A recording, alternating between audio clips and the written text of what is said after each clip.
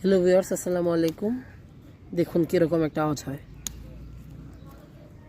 এই হচ্ছে পুরনো ফুল, যেগুলো কিনা ফুটেছিল, এখন শুকিয়ে গেছে। এই ফুলগুলোকে কিন্তু রাখা যাবে না, আমি আগেও বলেছি। এগুলোকে রেগুলার ছিঁড়তে হবে। এগুলোকে এখান থেকে একদম গোড়া থেকে ছিঁড়লে আওয়াজটা হয়। আপনারা আশা করি পেয়েছেন আওয়াজটা। আর ফুল এখানে নেই ছেঁড়ার মতন। আরেকটা আছে অন্য গাছে, দাঁড়ান ওগুলো দেখি। এখানে আছে, এরকম আওয়াজ হয়। কিন্তু সত্যি কথা বলতে ফুলগুলোকে কিন্তু এখান থেকে ছিঁড়লে বেশি ভালো হয়। কিন্তু আমি এখান থেকে ছিঁড়ছি আওয়াজগুলোর জন্য। পরবর্তীগুলোকে কেটে দেবো আমি একটু শুকিয়ে যাওয়ার পর। এভাবেই কিন্তু ফুলগুলোকে সব ছাড়িয়ে নিতে হবে। আর এই ভিডিওর আরেকটা কারণ হচ্ছে, এগুলো দেখাতে চাচ্ছি আমি। এই চারাগুলো কিন্তু বসিয়েছি, এগুলো কিন্তু কাটিং থেকে গ্রো করা চারা। আর একদম চারাগুলো কিন্তু একদম সতেজ, ফুল সহ চারাগুলো বসিয়েছিলাম আমি।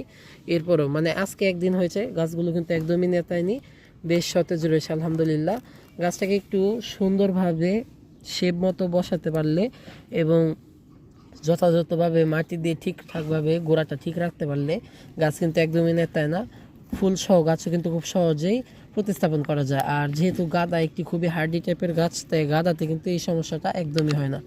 তাই আপনারা কিন্তু চাইলেই ফুলসহ গাঁদা গাছ এক টব থেকে অন্য টবে নিতে পারেন। যদিও এটা খুব একটা কি বলবো, ভালো সম্ভাবনা না। এটা সম্ভাবনা থেকেই যায় গাছটা নষ্ট হয়ে যাওয়ার।